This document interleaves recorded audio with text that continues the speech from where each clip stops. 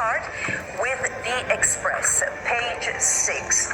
It says, Tory right wing switches to Priti in fight to regain control of the party. I'll just read the very first sentence. Priti Patel is being lined up as the Tories' new right-wing pin-up after Suella Braverman's fall from grace. Benedict. I mean, we say that she's being lined up as the new pin-up, but of course Suella Braverman was the person who replaced Priti Patel as the original right-wing pin-up. Arguably a tribute, huh? Yes, actually, we're getting the band back together. I'm quite happy about this because I've been saying this for a long time. You know, a lot of Tories have been sort of nailing their colours to the Suella Braverman march. She's been very vocal about things like the Rwanda scheme, about how the Home Office is run, about how the government is run.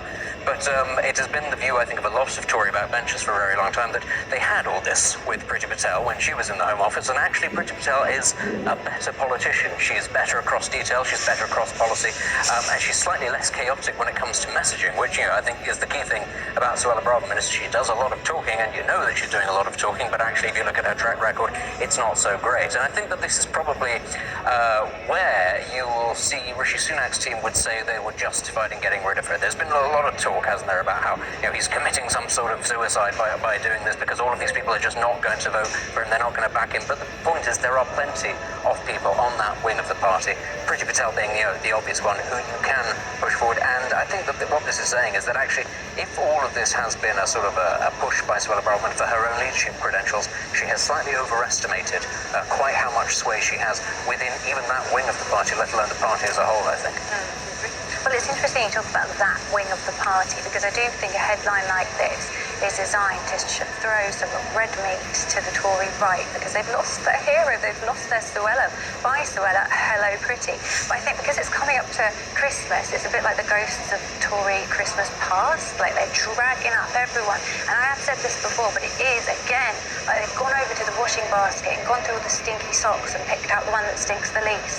But I think we need to remember how much this particular sock does stink, because you talk a lot about how she's a good politician, but what did she actually get done?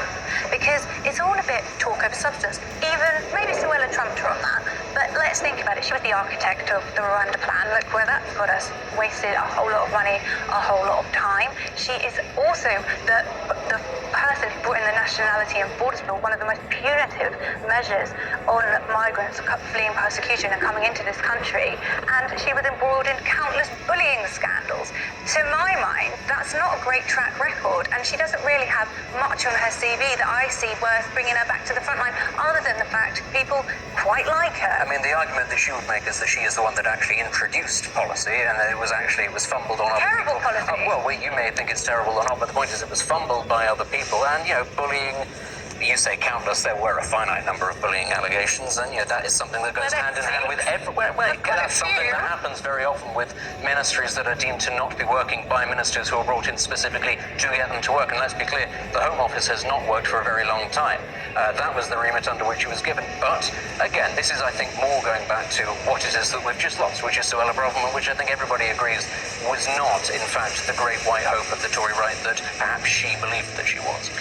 I guess this leads us beautifully to the Telegraph. The page 1, PM deploys Whitehall officials to Rwanda as revolt grows. So Rishi Sunak will station Home Office officials in Rwanda as he tries to fight off an escalating Tory rebellion over his small boats policy. Because Benedict, I guess, ultimately, yes, it's certain people that may appeal or not appeal, but it's the policies as well that Sunak is trying to push through. It is, and I have to say, now, we can probably we discuss the merits of Priti Patel, but broadly speaking, the Rwanda policy has not been a success, and I don't think it was ever going to be a success. I don't think it was ever going to be a success. And the thing is, I think it demonstrates actually the real weakness of Sunak's position, that rather than try to find an alternative or have a plan B, and this is, I think, a justified criticism of Suella Braverman's, is that he's gone back to the same policy and he's trying to tinker around the edges. And I think it shows you really how weak he is as a Prime Minister and how weak his government is, that they don't feel that they can come up with something in a very short space of time. They don't feel that they can necessarily change change legislation. All that they can do is take people and put them in Rwanda and say to the Rwandan government, oh, please, chaps, please, improve your human rights record, improve your processes, because we're going to look like real idiots if you don't.